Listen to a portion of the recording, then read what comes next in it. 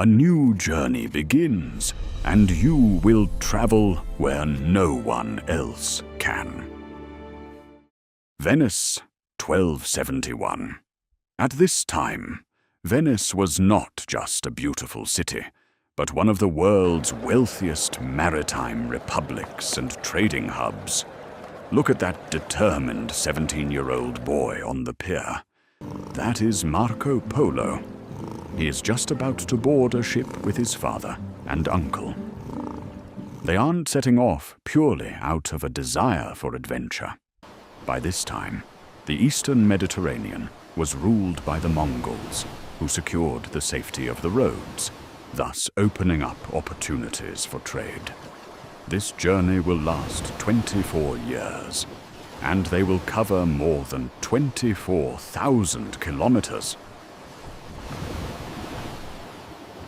The first important stop, the port of Acre, located in modern-day Israel. In 1271, this city was the final and most crucial Crusader bastion of the Kingdom of Jerusalem. It is here that Marco and his family meet a church diplomat named Tebaldo Visconti, who is elected pope as Gregory X during their very stay. From him, they receive holy oil and letters to bring as gifts to the Mongol Great Khan.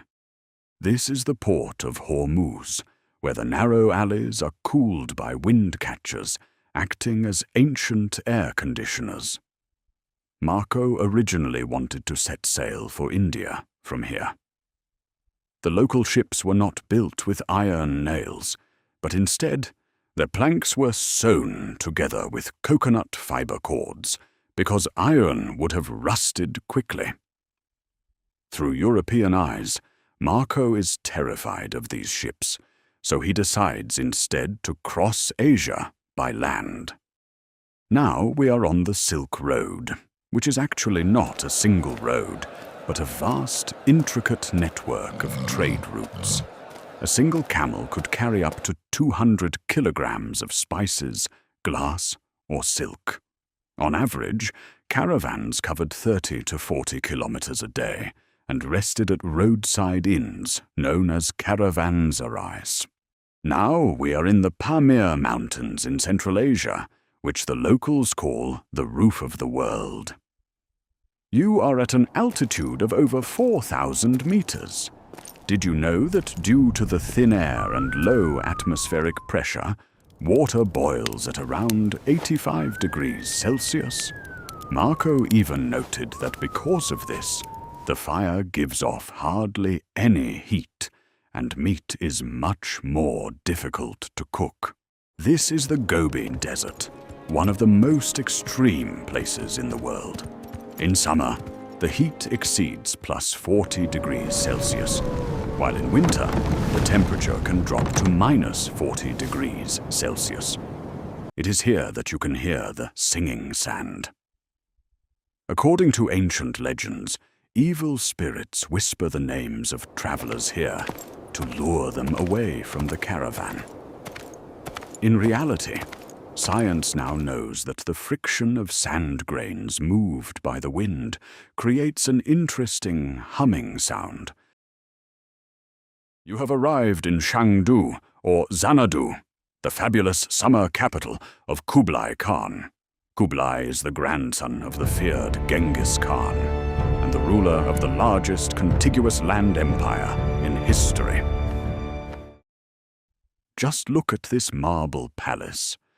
Marco's intelligence, respectfulness, and excellent language skills, having learned 4 Eastern languages along the way, immediately impress the Khan. We are in Khanbalik, modern-day Beijing, the capital of the empire. Look at what Marco is holding in his hand. That is a paper banknote. In Europe at this time, people were still paying with heavy silver and gold coins, but in the Khan's empire, sheets of paper made from the inner bark of the mulberry tree and stamped with an official seal hold actual value. If anyone refused to accept it, the penalty was death. And the black stones, coal, Europe barely knew of it yet. And Marco writes in amazement about how these stones burn just like wood, but keep the heat for much longer. Kublai Khan trusts Marco so much that he appoints him as his special diplomatic envoy, allowing Marco to travel through China for 17 years. He uses this brilliant postal system called the Yam. There were post stations about every 40 kilometers, with a total of more than 200,000 horses. The bells on the couriers' belts could be heard from afar, so at the next station, a fresh horse was already saddled and waiting for them, and letters reached their destination in weeks instead of the previous months.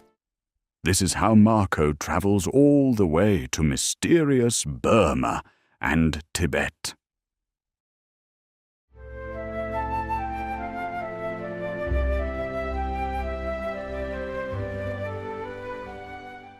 Marco returned home to Venice after 24 years.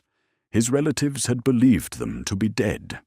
However, the linings of his ragged clothes hid treasures. The Khan had sent them home by sea. Out of the 600 people who set out in their escort, only 18 made it back due to sea storms and diseases. The year is 1298. Venice has become entangled in a war with Genoa, and Marco has been captured. In prison, he dictates his travels to his cellmate. This is how the world's most famous travelogue, Il Milione, the Million, is born. Although his contemporaries dismissed it as a mere book of fairy tales, 200 years later, it is exactly this book that will inspire Christopher Columbus to set sail for India. Marco Polo quite literally expanded the world view of the European people.